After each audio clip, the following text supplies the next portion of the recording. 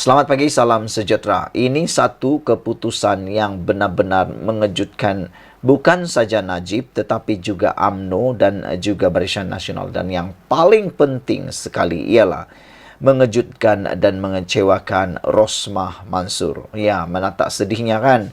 Sudahlah Najib sedang meringkuk di penjara, dapat pula keputusan yang paling buruk diumumkan ini. Manalah tak sedih kan? Ada orang kata Najib mungkin meroyan, Rosmah mungkin akan meroyan lepas ini dan macam-macam lah. Dan mereka cuba meneka kepada siapalah Rosmah akan melepaskan stres atau marah beliau itu ya. Mereka katakan begitulah. Sebab ramai yang cuba meneka Rosmah mungkin rindu dengan Najib bosku. Karena kalau ada Najib bosku, boleh jugalah Rosmah melepaskan stres beliau dengan adanya Najib. Apa yang diputuskan hari ini atau kemarin ialah rayuan Rosmah ditolak di Mahkamah Rayuan. Tentang apa itu? Ia berkaitan dengan kebenaran semakan kehakiman untuk mencabar pelantikan mendiang Datuk Seri Gopal Sriram sebagai timbalan pendakwa raya kanan dalam kes rasuah projek solar hibrid bernilai RM1.25 bilion yang dihadapi oleh Rosmah Mansur. Jadi disahkan, memang disahkan ini. Kamu boleh share video ini sebab ini disahkan bahawa Mahkamah Rayuan telah pun menolak rayuan Datuk Seri Rosmah Mansur bagi kebenaran semakan kehakiman untuk mencabal pelantikan mendiang Datuk Seri Gopal Sriram sebagai timbalan pendakwa raya kanan dalam kes rasuah projek solar hibrid bernilai RM1.2 bilion yang dihadapinya. Panel 3 hakim Mahkamah Rayuan dipengerusikan Datuk Hanifah Farikula yang bersidang bersama Datuk C. Ruzima Ghazali dan Datuk Si Mi Chun sebulat suara menolak rayuan Rosmah selepas mendapati ia tidak mempunyai merit. Sehubungan itu, panel terbabit memerintahkan isteri bekas Perdana Menteri itu, iaitu Datuk Seri Najib Razak, untuk membayar kos sebanyak RM10,000 melalui prosiding yang dijalankan secara Zoom hari ini. Kesian Rosmah kan? Kesianlah. Sudahlah kalah, sudahlah rayuan beliau ditolak, terpaksa pula membayar RM10,000 untuk kos prosiding.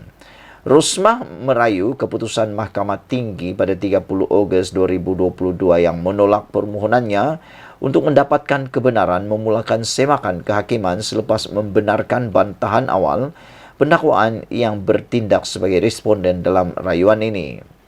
Hakim Datuk Ahmad Kamal Mad Sahid membuat keputusan itu selepas berpuas hati bahawa permohonan bagi kebenaran semakan kehakiman difailkan di luar tempoh masa yang ditetapkan dan tiada alasan wajar bagi mahkamah memberikan lanjutan masa. Melalui penghakiman yang dibacakan Mi Chun, panel itu bersetuju permohonan Rosmah untuk kebenaran di Mahkamah Tinggi dibuat di luar tempoh masa kerana ia sepatutnya difailkan dalam tempoh 3 bulan dari tarikh fiat surat kebenaran rasmi pelantikan Sriram pertama kali dilihat. Hakim itu berkata Rosmah sebagai perayu sepatutnya memfailkan permohonan dalam tempoh masa di mana beliau sepatutnya menyedari bahawa fiat itu adalah tidak sah yang sekaligus menjadikan pelantikan Sriram tidak teratur dan cacat serta perbicaraan kes solar dihadapinya turut terbatal dan tidak sah.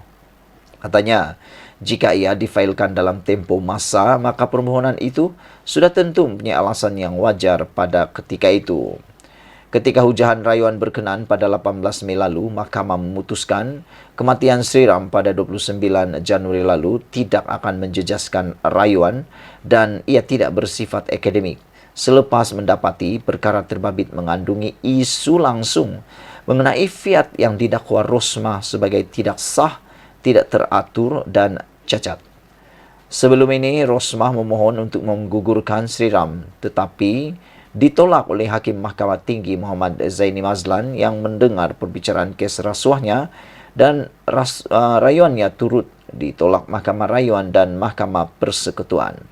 Pada 1 September tahun lalu, Mahkamah atau Muhammad Zaini memutuskan bahawa Rosmah bersalah atas pertuduhan meminta rasuah RM187.5 juta dan menerima suapan RM6.5 juta membabitkan projek solar hibrid bernilai RM1.25 bilion untuk 369 sekolah luar bandar di Sarawak dan menjatuhkan hukuman penjara 10 tahun serta denda RM970 juta. Wow, ini satu jumlah yang paling banyak sekali dalam rekod Malaysia.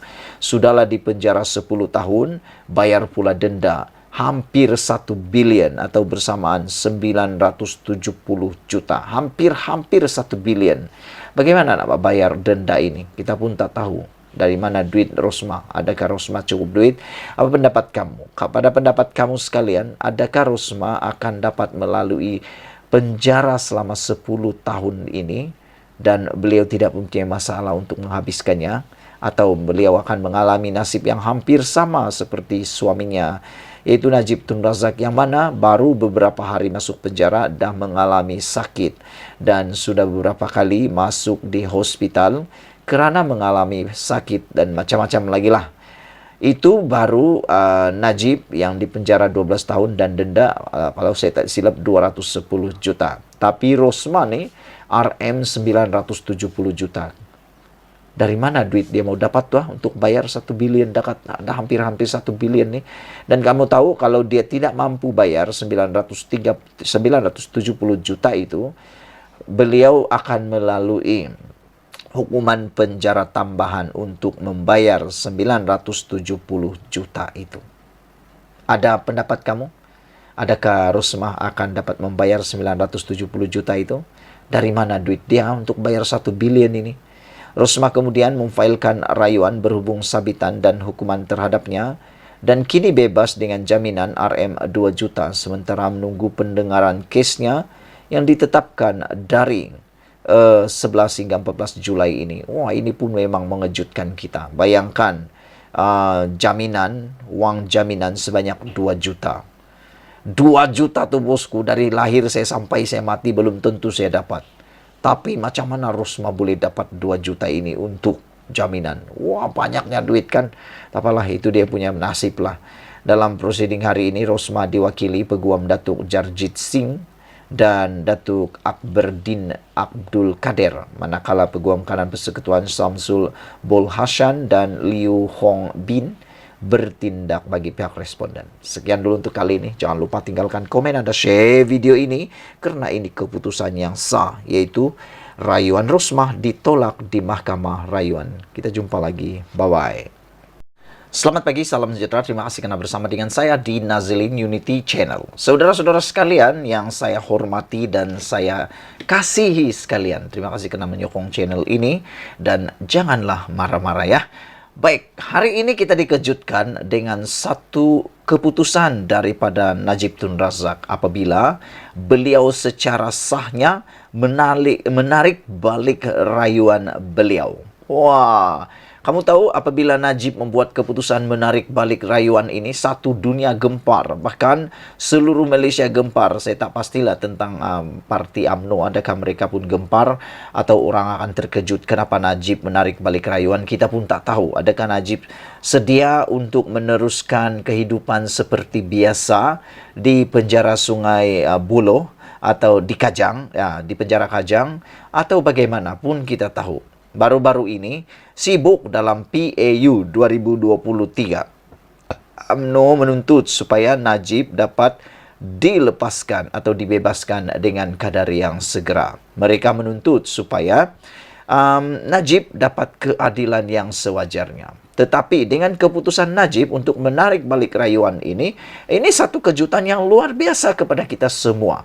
Bahkan kami yang mengikuti, saya yang mengikuti perkembangan kes Najib daripada awal sampailah beliau dipenjarakan di penjara Kajang, saya terkejut. Saya betul-betul terkejut apabila Najib menarik balik rayuan ini. Saudara-saudara sekalian, Najib tarik balik rayuan untuk akses maklumat bank keluarga Zeti.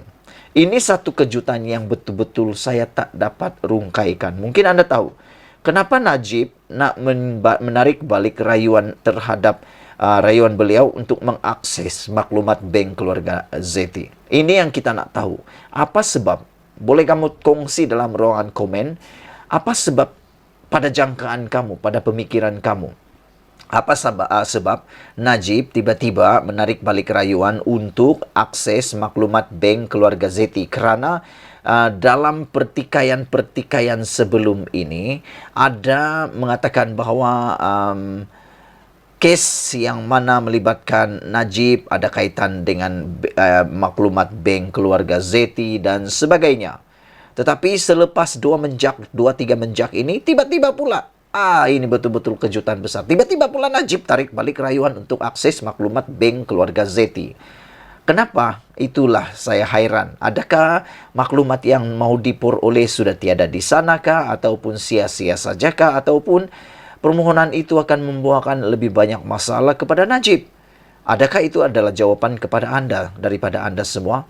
Sila tinggalkan komen Anda. Najib Razak menarik balik rayuannya untuk mendapatkan maklumat bank keluarga bekas Gubernur Bank Negara Zeti Akhtar Aziz. Peguam utama pasukan Najib, Muhammad Safi Abdullah, memaklumkan perkara itu kepada Mahkamah Persekutuan yang sepatutnya mendengar rayuan itu pagi ini. Bekas Perdana Menteri yang sedang merengkok dalam penjara itu sebelum ini memohon dokumen itu bagi menguatkan pembelaannya dalam kes rasuah RM2.28 bilion melibatkan dana kekayaan negara 1MDB.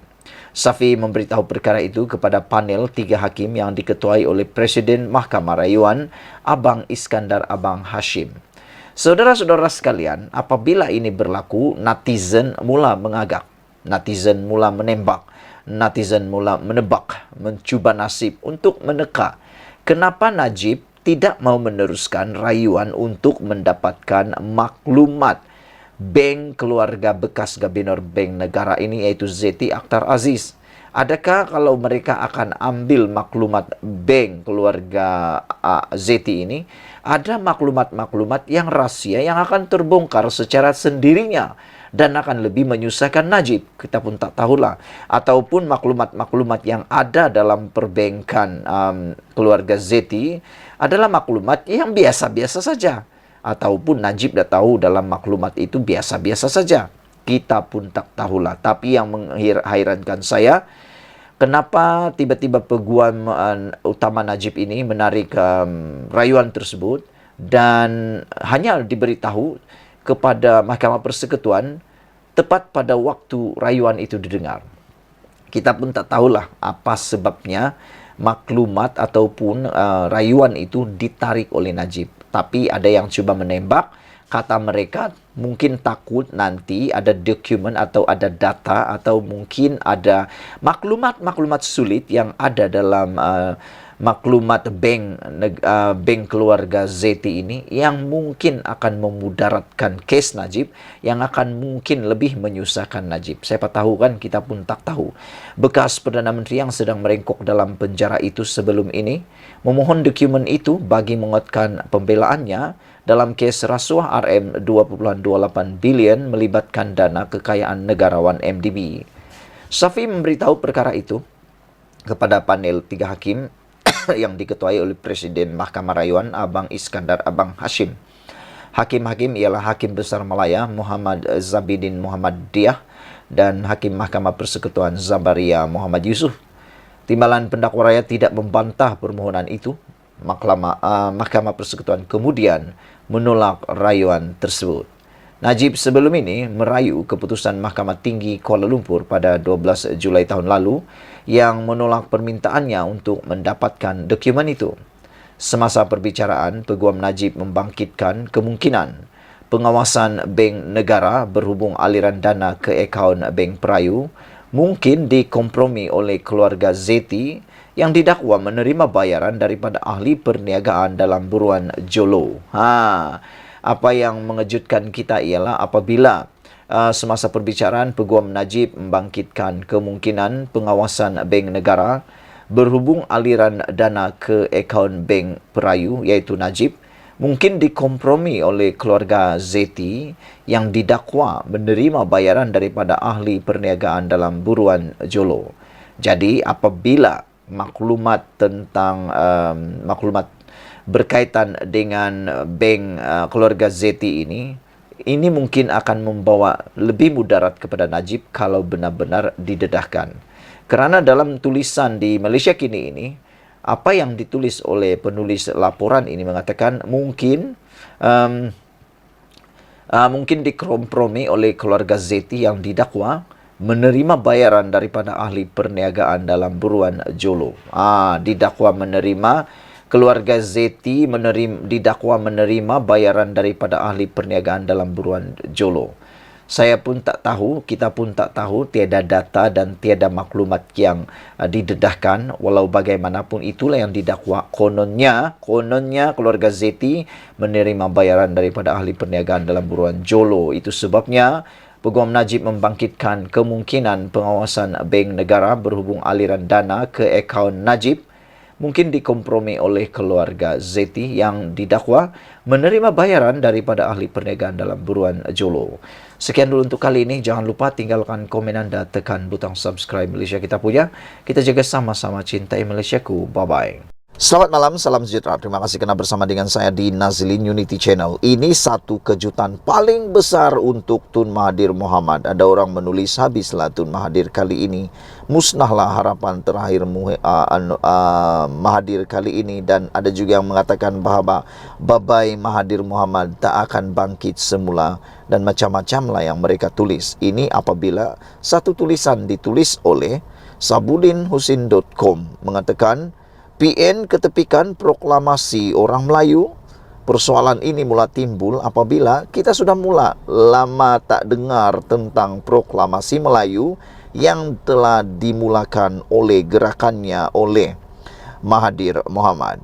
Muhyiddin Yassin semalam mengumumkan PN akan bertanding di semua 25 kerusi DUN dan PRN dalam PRN 6 negeri akan datang ini. Kata Muhyiddin, PAS akan bertanding di 126 kerusi, Bersatu 63 kerusi, dan Gerakan 36 kerusi.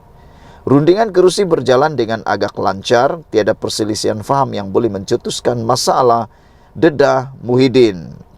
Kami dapat muktamadkan rundingan lebih awal berbanding tarikh pengundian yang masih belum diumumkan, katanya dalam satu sidang media di Ibu Pejabat PN di Kuala Lumpur.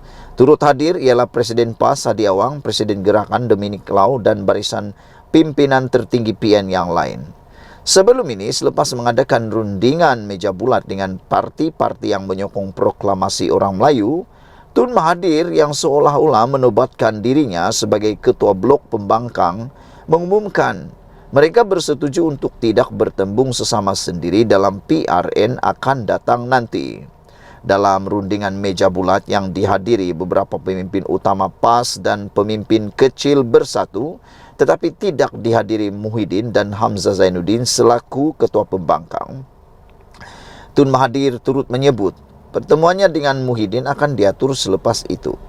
Bagaimanapun, di sebalik Muhyiddin menyatakan kesediaan untuk bertemu dengan Tun Mahathir yang lebih dahulu mempelawannya untuk bekerjasama, tetapi sehingga kini tiada pertemuan berlangsung antara kedua-dua mereka. Secara umumnya disedari kebimbangan dalam PN terhadap pertemuan itu ialah Tun Mahathir pastinya akan meminta sejumlah kerusi untuk kelompok yang menyokongnya, termasuk daripada pejuang yang dipimpin anaknya Mukris. Hakikatnya kini mereka itu tiada kekuatan sendiri selepas hilang deposit pada PRU 15 lalu dan berharap dapat bernafas kembali dengan menumpang kekuatan PN. Malah Mukris tidak lama sebelum ini turut memohon untuk menyertai PN, tetapi telah ditolak dengan alasan penyertaan parti itu akan mengganggu proses pengagihan kerusi dalam gabungan tersebut. Semalam, sementara Tun Mahathir masih di luar negara dan tanpa menunggu perjumpaan dengan Muhyiddin berlangsung, PN secara rasmi telah mengumumkan dan memuktamadkan pembahagian kerusi antara mereka. Nampaknya, melalui pembahagian itu, tiada kerusi diperuntukkan kepada parti atau pihak lain selain parti dalam PN. Sekaligus ini bermakna PN telah mengenepikan Tun Mahathir dan proklamasi orang Melayu dalam menghadapi PRN 6 negeri mendatang ini. Masih mahu bertanding jugakah mereka yang bersama proklamasi orang Melayu, termasuk pejuang yang dipimpin Mukris dalam PRN nanti? Ditulis oleh Sabudin Husin. Apa pendapat Anda sekalian? Adakah Mahathir akan mampu hidup lagi dalam politik selepas ini? Habislah Mahathir, kita boleh ucap bye-bye Tun Mahathir dan tak akan dapat bangkit lagi. Ikuti terus ulasan selepas ini. Selamat petang, salam sejahtera. Terima kasih kerana bersama dengan saya di Nazilin Unity Channel. Saudara-saudara sekalian, seperti yang saya cakap petang tadi, ramai orang yang tak akan percaya apabila saya cakap saman terhadap Zuraida Kamarudin sebanyak 10 juta yang telah dimenangi oleh Anwar Ibrahim dan PKR dan telah disahkan di Mahkamah Tinggi dan diarah supaya Zuraida membayarnya.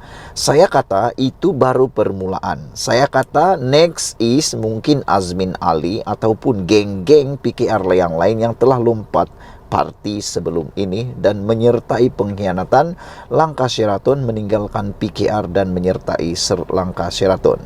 Ramai orang mempersoalkan apa yang saya cakap. Ada yang mereka kata saya bermimpi di siang hari, di malam hari dan macam-macam lah. Tapi terbukti apa yang saya kata itu hanya satu permulaan. Itu satu permulaan untuk satu duluan yang bagus untuk undang-undang lompat parti. Akhirnya terbukti benar. Apabila pemimpin atau Setiausaha Agung PKR yaitu Saifuddin Nasution Ismail mengatakan saman PKR ke atas Zuraida hanya satu permulaan.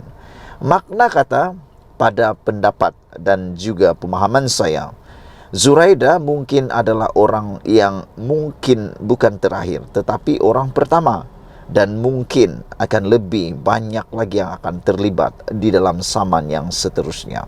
Itu sebab saya tanya kepada anda semua yang mengikuti channel konten ini, adakah anda juga setuju dan suka dengan tindakan ini? Bukan sekadar kepada PKR. Kita kena buka fikiran kita. Jangan hanya berfikir kepada PKR, tetapi kita berfikir kepada semua parti yang mana melibatkan Barisan Nasional UMNO, Bersatu, PAS, PKR, Gerakan DAP dan semualah parti-parti yang ada di Malaysia termasuk yang ada di Sabah dan Sarawak. Sepatutnya undang-undang seperti ini perlu dikuatkuasakan dari dahulu lagi. Selain daripada undang-undang lompat parti yang ada sekarang, perlu ada undang-undang seperti ini yang mana setiap calon yang akan bertanding perlu menandatangani perjanjian aku janji yang mana akuan itu harus diterima di mahkamah, yang mana kalau mereka lompat parti setelah menang dan tidak ada apa-apa isu selain dipecat, mereka perlu membayar ganti rugi sekurang-kurangnya 10 juta seperti mana yang telah berlaku kepada Zuraida Kamarudin ini. Adakah anda setuju dengan saya? Kalau anda setuju, anda bermaksud anda setuju supaya ada kestabilan politik di Malaysia. Sila tinggalkan komen anda, tulis dalam ruangan komen di bawah ini apa pendapat kamu tentang apa yang saya kata tadi itu. Kamu setujukah bahwa setiap parti politik perlu ada undang-undang denda? Kalau dalam bahasa dusun, sogit. Diberikan denda dalam bentuk uang tunai kepada sesiapa yang mengkhianati parti dan lompat parti. Apabila Saifuddin Nasution Ismail mengatakan saman PKR ke atas Zuraida hanya satu permulaan, saya fikir ini sudah akan membuatkan lutut semua orang-orang yang lompat parti meninggalkan PKR dan menyertai Langkah Sheraton mula bergegar dan tak tidur lena malam ini, terutamanya Azmin Ali. Selepas mahkamah hari ini mendapati Zuraida Kamarudin perlu membayar RM 10 juta kepada PKR, pemimpin kanan parti itu lantas mengingatkan ia hanyalah satu permulaan buat bekas wakil rakyat yang berpaling tadah sebelum ini. Setiausaha Agung PKR Saifuddin Nasution Ismail berkata, langkah seterusnya yang bakal diambil parti terbabit ialah membawa bekas ahli parlimen lain yang menyertai langkah Sheraton pada tahun 2020. Siapa lagi kalau bukan ketuanya Azmin Ali, bekas timbalan Presiden Parti PKR. Kami mulakan dengan Zuraida dan kami menang, kata beliau. Makna kata ini sudah satu duluan. Dan pastinya membawa ketakutan besar kepada Azmin Ali. Langkah seterusnya ialah ke atas bekas ahli parlimen PKR lain yang ikut keluar pada 2020 lalu, kata beliau. Fakta kesnya adalah sama. Insya Allah peluang menang adalah cerah, katanya dalam kenyataan dimuat naik di Facebook hari ini. Malaysia kini pagi tadi melaporkan Mahkamah Tinggi Kuala Lumpur mengarahkan Zuraida membayar RM10 juta kepada PKR kerana berpaling tada daripada parti itu pada tahun 2020. Ketika itu Zuraida merupakan ahli parlimen Ampang untuk penggal ketiga. Peguam PKR Navpreet Singh berkata, keputusan tersebut dibuat Hakim Akhtar Tahir semasa prosiding dalam talian. Katanya, Akhtar berpendapat bond yang ditandatangani Zuraida semasa menjadi calon PRU 14 lalu adalah kontrak yang sah dan mengikat. Bahkan jumlah RM10 juta itu munasabah untuk menyekat seseorang ahli parti bertindak bertentangan dengan kepentingan parti, kata beliau. Hakim juga kata Navpreet mengarahkan Zuraida membayar kos sebanyak RM50,000 kepada Planatif. Tidak ruang untuk khianat. Zuraida meninggalkan PKR dalam peristiwa yang menyaksikan kerajaan PH jatuh pada Februari 2020. Selain Zuraida, ada lagi ahli parlimen bertindak sama termasuk Azmin Ali yang ketika itu menjadi timbalan Presiden PKR. Selepas meninggalkan PKR, Zuraida menyertai Bersatu untuk seketika sebelum menyeberang pula ke Parti Bangsa Malaysia yang menyaksikan dia bersama penyokongnya berdepan dalam konflik dalaman. Semasa PRU 15 dilangsungkan pada November 2022, Zuraida bertanding untuk mempertahankan kerusi Ampang namun dia kalah, malah hilang wang pertaruhan. PKR memulakan tindakan sivil ke atas Zuraida pada September 2020. Berdasarkan keputusan mahkamah hari ini, Saifuddin berkata, pengajaran yang boleh diambil oleh semua pihak ialah jangan melakukan khianat kerana kegembiraan yang dialami hanya sementara. Dia yang juga Menteri Dalam Negeri menambah, ketika ini memang ramai bekas penyokong PKR yang sedang memohon untuk menyertai semula parti berkenan namun ia tidaklah semudah itu. Namun katanya, individu yang mengkhianati parti tidak akan diterima semula. Maaf ya, masuk parti bukan macam bersalin baju, katanya. Selain Zuraida, 10 ahli parlimen yang kini berdepan dengan tindakan sama ialah Azmin Ali, Saifuddin Abdullah, Baru Bian, Kamaruddin Jafar, Mansur Othman, Muhammad Rashid Hasnon, Edmund Santara Kumar Ramanidu, Ali Biju, Willy Mongin dan Jonathan Yassin. Saudara-saudara sekalian, itulah dia keputusan yang paling ditakuti oleh Azmin Ali akhirnya diumumkan oleh Saifuddin. Jumpa lagi, apa pendapat Anda? Jangan lupa tinggalkan komen Anda, tekan butang subscribe. Malaysia kita punya, kita jaga sama-sama, cintai Malaysiaku. Bye-bye.